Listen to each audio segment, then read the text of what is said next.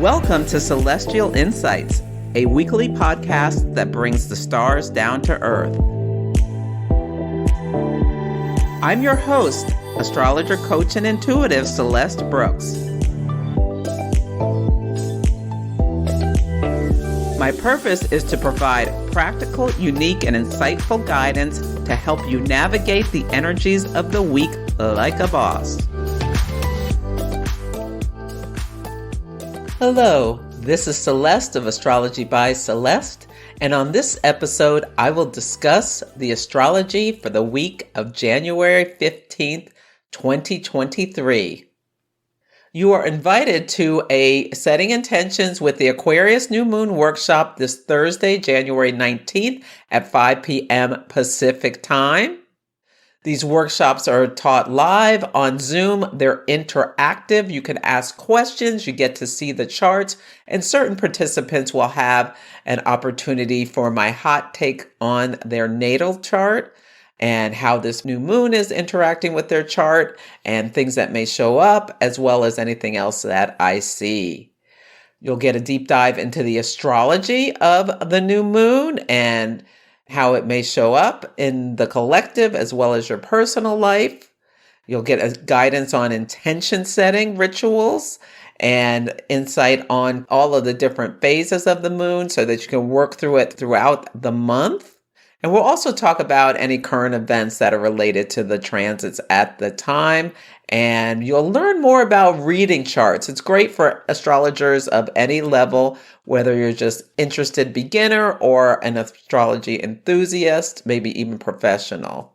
Yeah, come join for an interactive discussion with other spiritual seekers where there's a lot of community building. I love doing these things. So go to the link in the show notes or my website, astrologybyceleste.com, and it'll be on the events page. You can either get one workshop or buy a pack of 4 for a discount. The theme of this week is penetrating vision, and there are 3 big things I want you to think about. The first is that Mercury stations direct at 8 Capricorn on Wednesday. And 8 Capricorn is on a fixed star called Facies, and it's a star of penetrating vision. It's associated with a lot of violent imagery traditionally. There can be people who have this star in their chart with warlike skill, who can be fierce and cruel and just go after anything they want, regardless of other people's concerns.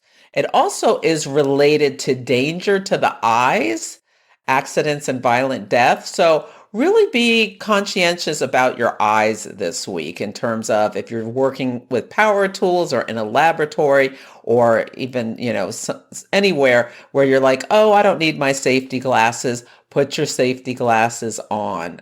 Yeah. In horary, which is one of the techniques that I specialize in, it's the astrology of burning questions, where a person asks a question and I cast a chart and the chart explains the situation, what most recently happened, what will likely happen next. It gives incredible guidance. If someone's represented by a planet that's on Facies and you haven't met them yet, like say it's a job where you're going to have a new boss and you're getting ready to go interview and you have a question about it. Yeah, the person wears glasses potentially or has defective eyesight if their signifying planet is on Facies. Now, it can also be about, just having a really penetrating vision. It doesn't have to be unfortunate. It can give someone the ability to express themselves well through publishing or producing something. It can also give an intense and probing nature. Astrology King has a great write-up on it. It's astrologyking.com. Really great write-ups on all of the fixed stars. So yeah, it can give people, especially Mercury on this fixed star, can give you some really great energy to focus on what you're working on and what you're planning to bring forward and what you give you the ability to, I think feel like separate the wheat from the chaff by really concentrating on what you're doing. It's really interesting because Mercury is stationing in a quincunx to the planet Mars at 8 degrees of Gemini. And when there's a quincunx, there's two planets that have nothing in common in terms of their sign they're in, the element, whether it's fire, earth, air, or water, or the mode, cardinal, mutable, or fixed. So Mercury is in the cardinal sign of Capricorn, and Mars is in the mutable sign of Gemini, and Mars is at 8 degrees, the degree it's stationed at. So they're both at their stationary degrees, and they're talking in a quincunx, which is a tense conversation, which is irritating. It's something needs adjustment, and we've got to release something in order to let it go. So yeah, if you have any planets around 8 degrees, this could be, or points in your chart, this could be an important aspect for you, where in order to move forward or take action, you have to release some thought process or some way of thinking, or yeah, a plan requires letting go of something you thought had to happen. So think about that when you see this energy. Now it's also in a yod. A yod is a chart pattern called a finger of God. So Mars is at the apex, Mercury is at the base, and then Mercury is in a sextile with the south node in Scorpio, which is also in a quincunx to Mars. So something pretty intense, I think, is going to happen around with this yod. A yod is symbolized like the finger of God. You've been pointed at. It feels like something, like some fated events are going to take place this week. I think this week could be a little bit intense.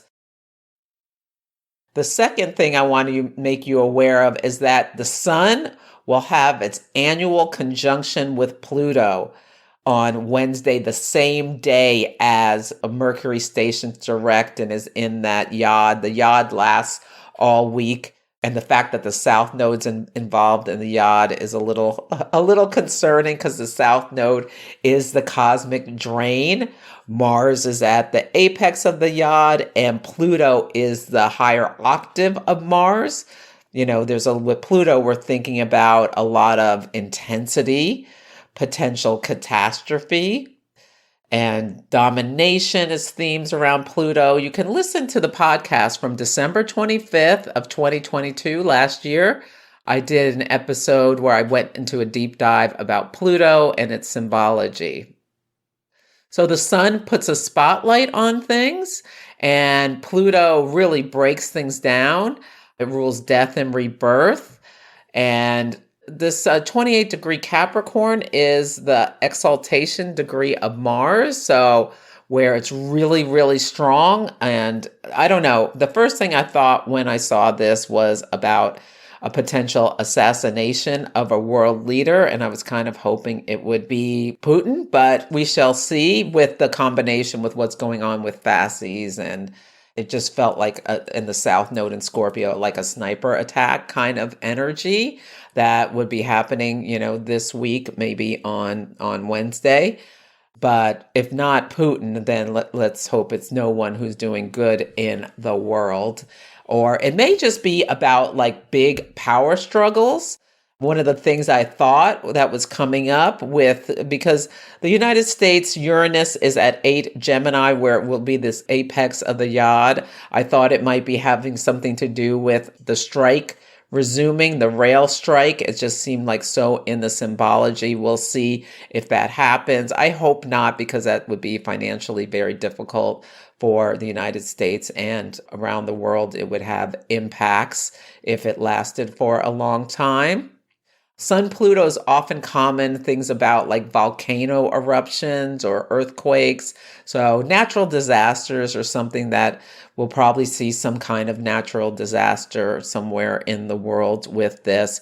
But in the United States, Biden's chart is very, very activated. So that was another reason I thought it could be something around the strike. because his Saturn is on the Uranus of the United States. And he signed a law to stop the strike. So we'll see what happens with this, but it's going to be likely an intense week. And that Sun Pluto energy can come in a couple days before and last a couple of days after. And as I said, the yod lasts all week. So it can be a lot of intensity. So watch out for power struggles, but when the Sun meets Pluto, Pluto will go through the heart of the Sun, and it's kind of like, well, it's an outer planet, so we don't really talk much about it being cazimi, but the Sun and Pluto will start a new cycle.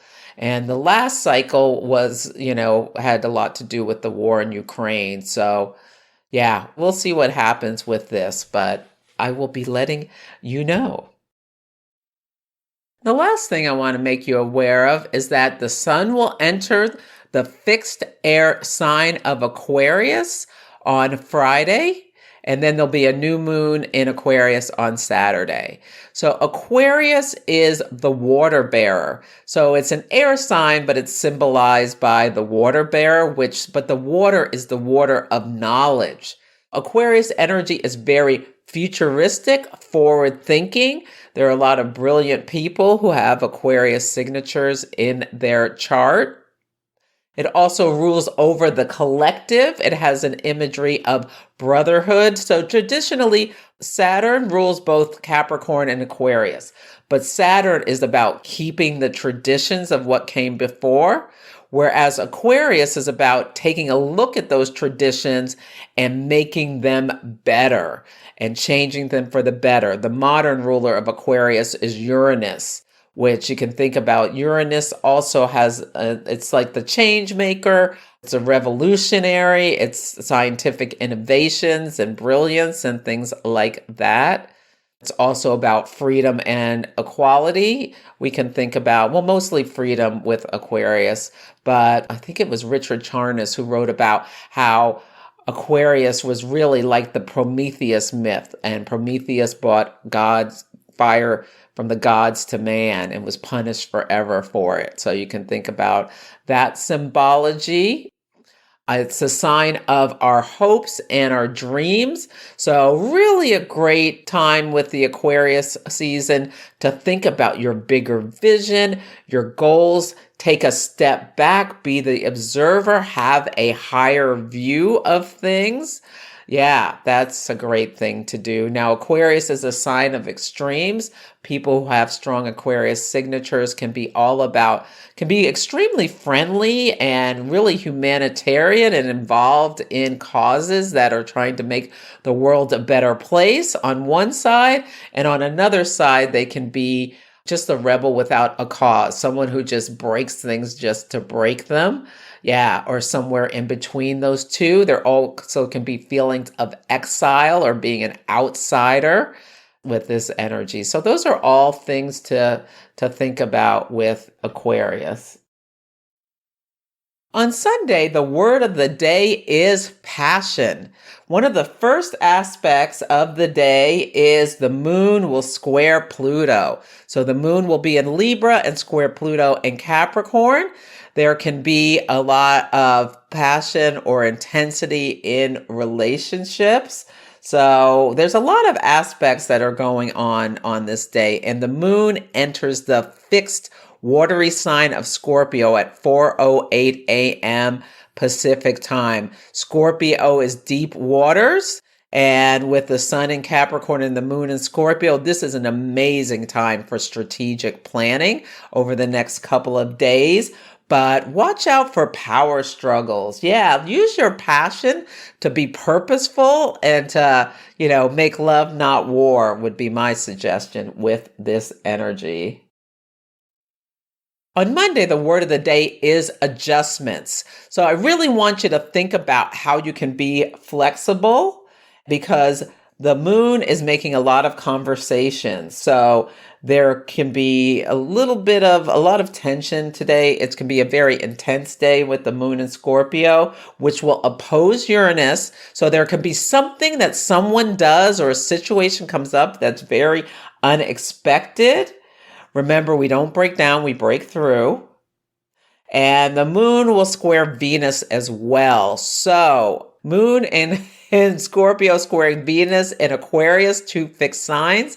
There can be like in a relationship, there can be a lot of intensity. So, like you're at work and there's something that happens and comes up, and people just potentially using this on the shadow side could just start blaming each other about whose fault it is rather than trying to find a solution.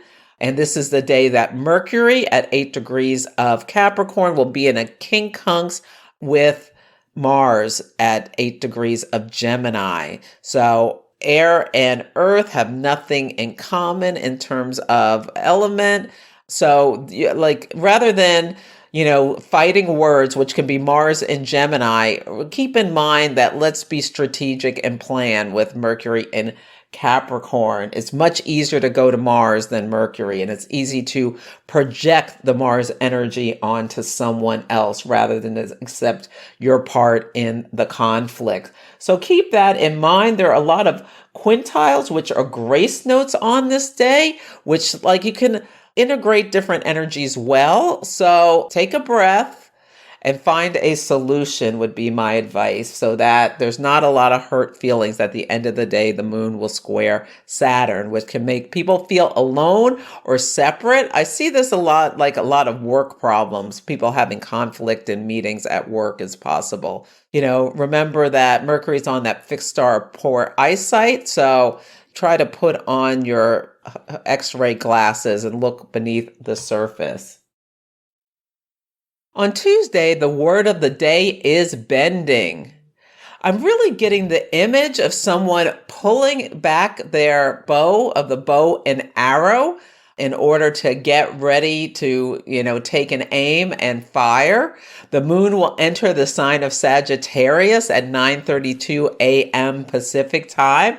I love Sagittarius energy. It's fiery, it's fun, it's feisty, it's optimistic. When the moon goes from Scorpio, deep waters where people can really feel like a very intense or sometimes gloomy, into Sagittarius, where there's this uplift of energy. It can be a really nice change. Now, shadow sides of Sagittarius are being know-it-all or having a domineering approach to what you're saying, like that bloviating sort of thing. So think about how you can respect other people's opinions and bend when necessary to have a sense of harmony. Yeah, that would be a great thing to do on this day. On Wednesday, the word of the day is rebirth. The Balsamic Moon phase starts at 13 Sagittarius at 7:55 a.m. Pacific time. The balsamic phase is the last phase of the moon where she loses the rest of her light before, essentially dying and being reborn as a new moon. On this day, the sun will meet Pluto, so there may be a lot of intensity on this day, as well as Mercury stationing direct. I expect we're going to have some big news about things, if not this day, before this day this week. So be aware of that. Things in the collective will be coming up, and there may be some tough stuff that we have to deal with. But in your own life, think about, refreshing this cycle. What do you want to let go of and leave behind and shed before the new moon in Aquarius? On Thursday, the word of the day is serendipity. When luck meets opportunity, great things can happen. The moon enters the sign of Capricorn at 11:11 a.m. Pacific time. I love 11:11. I see it all the time on clocks. It's one of the angel numbers that suggests that you are moving to be in aligned with your purpose and in the universe. It's an auspicious sign. And I know that my mother, who's passed on, is with me when I see it, wherever I see it, whether it's on a clock or like seeing it on my piece of paper right now, showing me that that's when the new moon is. So stay open for signs and signals this day. I think there could be some amazing things coming through to you. On Friday, the word of the day is perspective. The sun enters Aquarius at 12:29 a.m. Pacific time. Think about how you can take a higher view, take a step back, and consider other people's perspectives. Yeah, try not to get too fixed in your opinions, especially since we're going to have that aspect from Monday again today, where Mercury is quincunx Mars. Mercury in Capricorn, quincunx Mars in Gemini. On Monday, Mercury was retrograde. Now Friday, Mercury's direct. Yeah, stuff is going to happen this week that will be really interesting. I will be discussing on the Instagram Live on Sunday. And yeah, I'll bring back any highlights to the podcast as well. So that Yod is all week. And the South Node in Scorpio is also involved, which is, the South Node now is at 9 or 10 degrees of Scorpio, and it is the release point. It's the cosmic vacuum. Like, the South Node can suck things out of your life. So don't get into any big conflict unless it's really important, because there can be, I just feel like there can be the adjustment needed can be to your detriment with what's going on with this. So keep that in mind. On Saturday, the word of the day is beginnings. The moon enters Aquarius at 10:28 a.m. Pacific time, and the new moon is at 12:53 p.m. Pacific time at 1 degrees of Aquarius. A new moon is always a time for new beginnings. Now, mind you, this new moon has Venus conjunct Saturn. Venus, the planet of love, beauty, and harmony, conjunct Saturn, the planet of longevity and commitment.